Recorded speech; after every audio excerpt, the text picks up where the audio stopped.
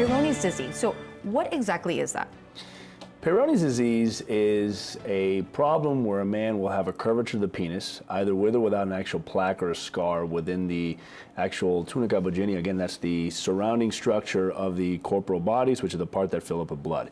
And so usually it's related to some sort of traumatic event.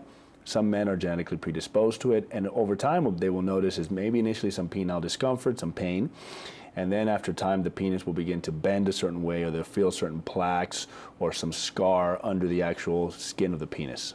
Now, we have some symptoms here of Peyronie's disease, and if you can walk us through some of these. If you mentioned the curved penis, you said lumps on penis as well? That's right. This is usually a disease where you develop scar of the tunica, and that scar that they will see there will usually cause some tethering of the penis, and that's where the curve comes from.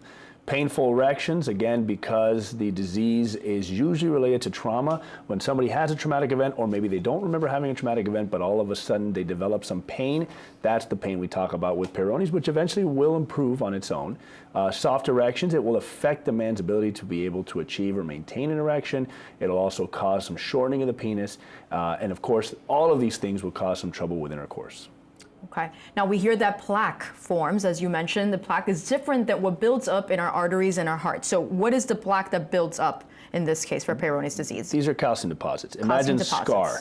And so the theory, and the thing about Peyronie's disease, has been around since men were using their penises to have sex. It was first described by a French barber surgeon called François Gigot de la Peyronie's, and he's the first one to describe it in a really eloquent way, and that's where the name stuck.